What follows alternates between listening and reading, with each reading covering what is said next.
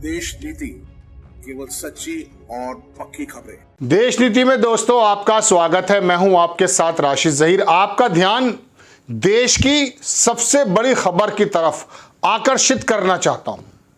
ऐसी खबर जो देश की दशा और दिशा तय करती है, जो आपके मेरे मुस्तकबिल और भविष्य को मैं समझता हूं कि ऊपर नीचे कर देगी अगर आपको नहीं पता चली।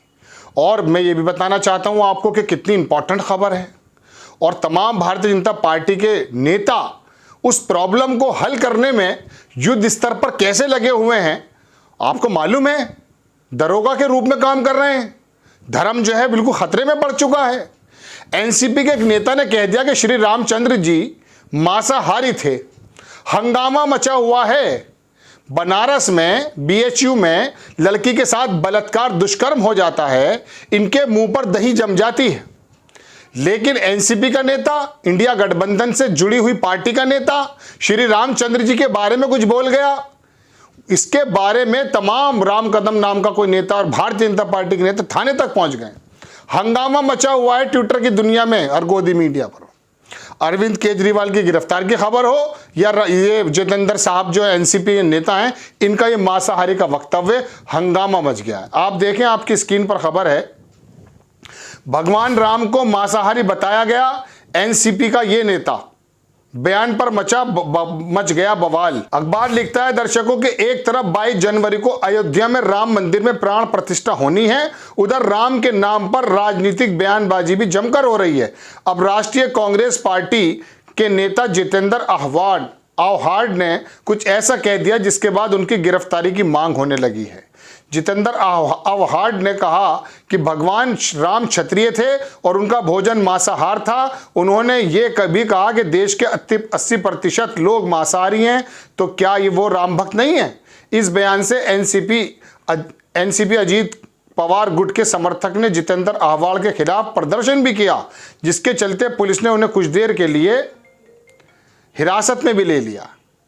जितेंद्र आव्हाड ने कहा उस वक्त राइस नहीं था, चावल नहीं था, राम क्षत्रिय था, क्षत्रिय का खाना भी मांसाहार है। कोई बता दें कि राम मेथी की भाजी खाता था। इस देश के 80% लोग मांसाहारी हैं, तो वो राम भक्त नहीं है क्या? देश को शाकाहारी बनाना चाहते हो? मैं अपने वक्तव्य पर कायम हूं। उन्होंने ये भी कहा कि महात्मा गांधी की हत्या की इस वजह से हुई कि वो ओबीसी थे और लोग बर्दाश्त नहीं कर सकते थे कि वो इतने बड़े नेता बन गए। चलिए, वो उनकी अपनी बात है। बात यह है, मैं आपको दूसरी भी चीज़ दिखाता हूं इसके अंदर, उनका बयान भी है। उन्होंने क्या कहा? उन्होंने दरअसल, ये प्रोफेसर मंडल हैं, इन्होंने कोई सिन्हा साहब हैं, उन्होंने ट्वीट किया था कि राम नॉनवेज खाता, Shri Ram used to eat meat, NCP leader just look a disrespectful language he is using to for Prabhu Shri Ram and talking nonsense. Mister Sinha लिख रहे हैं ये इन्हें बड़ी तकलीफ हुई है और बड़े परेशान हैं। और कौन है ये? Indian political commentator, foreign Hindu rights activist हैं। इन्हें बड़ी दिक्कत हो गई, तो इनका जवाब दिया एक साहब हैं, प्रोफेसर मंडल साहब, दिलीप मंडल, आप जानते भी हैं। उन्होंने कहा, सिन्हा आप हैं हिंदू धर्म के दुश्मन। चंद लोग को छोड़कर सारे हिंदू युगों से मांसाहारी थे। भगवान राम हिरण मारने निकले थे, हिरण मारकर उसका वो क्या करने वाले थे? जवाब मत दीजिए, पर ये सवाल गलत है। धर्म ग्रंथ ठीक से पढ़िए। वीर सावरकर मांसाहारी थे। घर आने पर गांधी को भी परोसा था, पर गांधी ने खाने से मना कर दिया था। ज्यादातर ब्राह्मण, चिता पावन, मैथिल, कश्मीरी, असमिया, बंगाली, उड़िया, झारखंडी, गौड़, सारस्वत ब्राह्मण मांस खाते हैं। शहरों में ऐसे ही थोड़े ना मांस महंगा हो गया। आप कायस्थ लोग भारत में सबसे अच्छा मटन बनाते हैं। चलिए, मैं किस बात में लग गया? जिस बात की मुझे उलझन थी वही बात का मैं व्याख्यान आपके सामने करने लग गया। देश के अंदर एक बड़ी खबर आई सुप्रीम कोर्ट की तरफ से कि अडानी साहब को थोड़ी रिलीफ मिल गई। हालांकि वो क्लीन चिट नहीं मिली है, वो सेबी के बारे में कहा है सुप्रीम कोर्ट ने, लेकिन अडानी ने तो लिख दिया है कि मुझे क्लीन चिट मिल गई है। चलिए, छोड़िए। तो बात ये चल रही है दर्शकों कि क्या मेरे और आपसे जुड़ी हुई सबसे बड़ी खबर ये है? लेकिन देश की सबसे बड़ी खबर ये बनी हुई है। और अखबार क्या लिखता है कि एक तरफ जहां 22 तारीख में प्राण प्रतिष्ठान होने जा रहा है, वहीं दूसरी तरफ ऐसा बयान हो गया है। अरे 22 तारीख को भाई राम मंदिर का प्राण प्रतिष्ठा समारोह होने जा रहा है, लेकिन भारत की उत्पत्ति थोड़ी ना है। भारत के अंदर इस प्राण प्रतिष्ठा से क्या क्या चीज़ें बन जाएंगी बताओ तो सही। नौकरियां मिल जाएंगी, महंगाई कम हो जाएगी, बेरोजगारी कम हो जाएगी, क्या होगा। आपका मेरा इस तरह से बेवकूफ़ बनाया जा रहा है।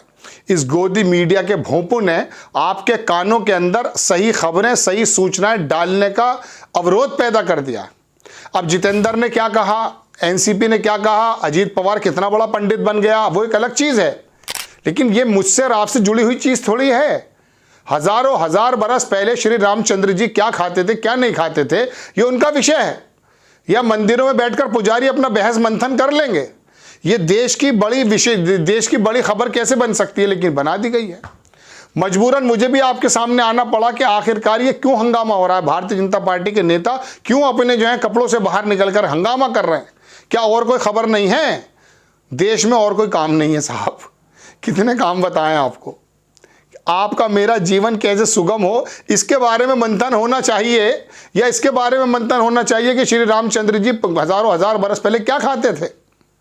वो अगर मांस नहीं भी खाते थे, इसमें देश को क्या फ़ायदा। वो खाते थे, इसमें देश को क्या नुकसान, बताइए। और रही बात उसकी, इसी बात को हंगामा कर दिया जा रहा है बार बार। मुझे हैरत इस बात की है। नो डाउट इन चीज़ों से जितेंद्र साहब को भी पल्ला झाड़ना चाहिए। ये अननेसेसरी टॉक है, बिला वजह का खबर है। और सबसे बड़ी बात यह कि इस वाली बात को लेकर के तमाम मुद्दों को ढक देना। देश के अंदर अर्थव्यवस्था के हाल क्या हैं, आपका मेरा जीवन और किसानों का और बेरोजगारों का जीवन कितना सुगम हो रहा है, इसके बारे में चर्चा किए बिना आपको और मुझे सिर्फ और सिर्फ 22 जनवरी पे डिपेंड कर दिया गया। अरे आप सरकार बना लीजिएगा। आपका गोदी मीडिया कह रहा है कि 400 सीटें आ जाएंगी। हमने मान लिया 400 सीटें आपकी आ जाएंगी, जबकि वो मैथमेटिकली कहीं भी संभव नहीं लगता है। 550 सीटों में 150 सीटें तो भाई दोस्तों दक्षिण की हैं। उड़ीसा और कर्नाटक और तेलंगाना हटा दोगे तो 450, तो जब 400 का आंकड़ा तो बचता भी नहीं है जो जीतेंगे। अगर 100% भी कहा जाए तो जो बची हुई सीटें हैं दक्षिण में तो कहीं भाजपा है ही नहीं।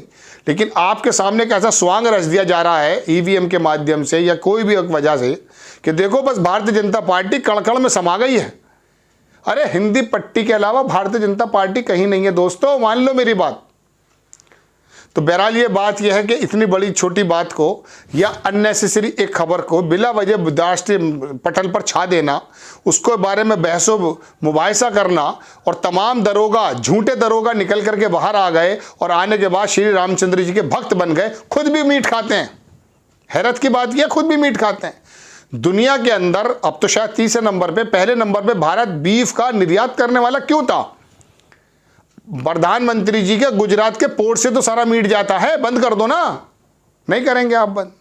सारे बड़े कारोबार करने वाले मुस्लिम थोड़ी ना है, और ये मटन खाने की हैसियत तो मुस्लिम समाज की रही भी नहीं है। तो कहने का मतलब दर्शकों ये है कि आपको और मुझे, क्या इसमें आपको ये लगता नहीं है कि हम वाकई एक बोगस बहस में लगे हुए हैं? इन खबरों से किनारा करना छोड़ दो, क्योंकि इन्हें अगर टीआरपी मिलनी बंद हो जाएगी तो फिर कम से कम मैं समझता हूँ अगर सरकार की तरफ से इनको ज़्यादा नहीं मिला, जो 2024 में इनके मुंह वैसे बंद कर देंगे मोदी जी अगर आ गए तो इनके ये चीखते हुए गले, और वो निखिल चोपड़ा, अमन चोपड़ा जो भी है, वो आकर के जो अपनी बातें बता रहा है दुनिया भर की, उसकी आस्था पर जो चोट पहुंची है, वो बेरोजगार होकर ख़त्म हो जाएंगे सब लोग। आप लोग देखना तो बंद करें। आपको खबर कैसी लगी अपनी राय कमेंट्स बॉक्स में ज़रूर दीजिए। चैनल को सब्सक्राइब कीजिए, शेयर कीजिए। नेक्स्ट टाइम मैं किसी खबर के साथ आता हूँ। जय हिंद।